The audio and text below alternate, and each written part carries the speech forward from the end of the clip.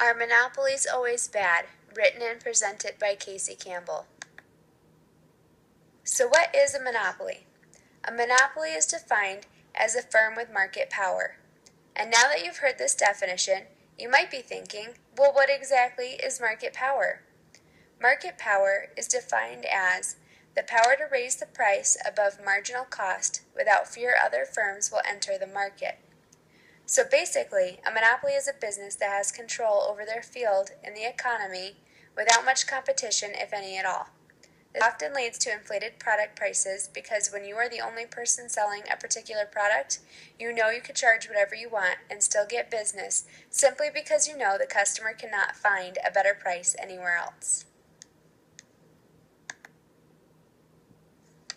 Some examples of monopolies are professional sports leagues such as the NFL, MLB, and NHL, utility companies, regulation companies such as the MPAA, the Motion Picture Association of America, and major corporations such as Monsanto and historically AT&T.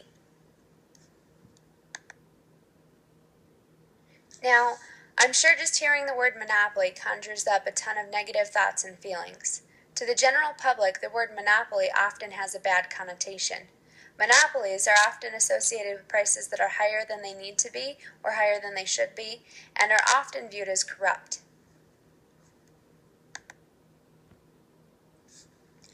An example of a modern company that is viewed by the public as a stereotypical monopoly is Monsanto. Monsanto controls 80% of the U.S. corn crops, 93% of the U.S. soybean crops, and an additional 89% of the cotton crops in the U.S. display Monsanto patented traits. In addition to the staggering control of these crops, in 2013, Monsanto sued a farmer from the Midwestern U.S.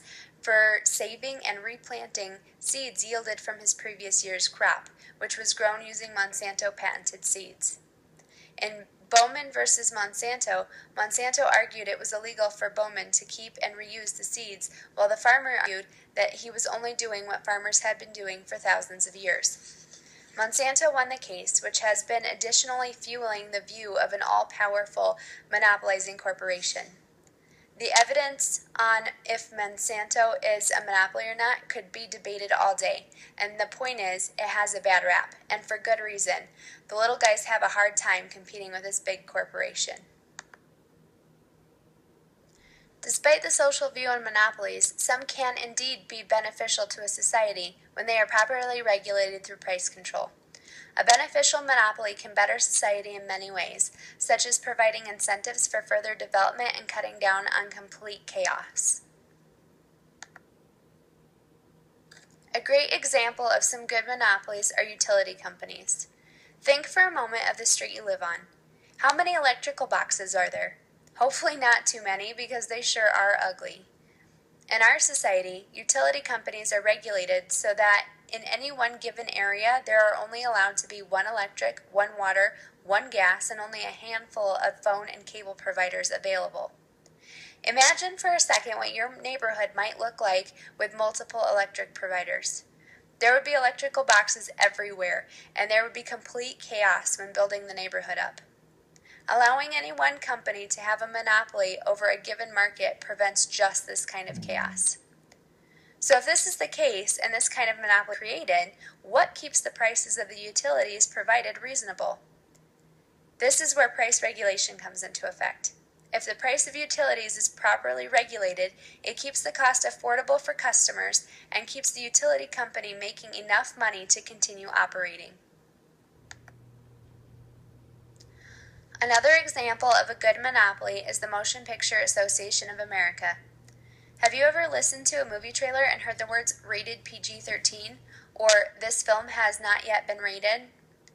Well, the task of rating movies is one of the jobs of the MPAA.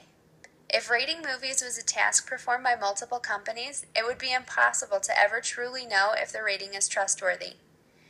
Each company would want to use its own guidelines, and those guidelines would never match up completely with any other company. Allowing the MPAA to have a monopoly over rating films helps to keep one consistent set of guidelines that can be easily understood and utilized by customers.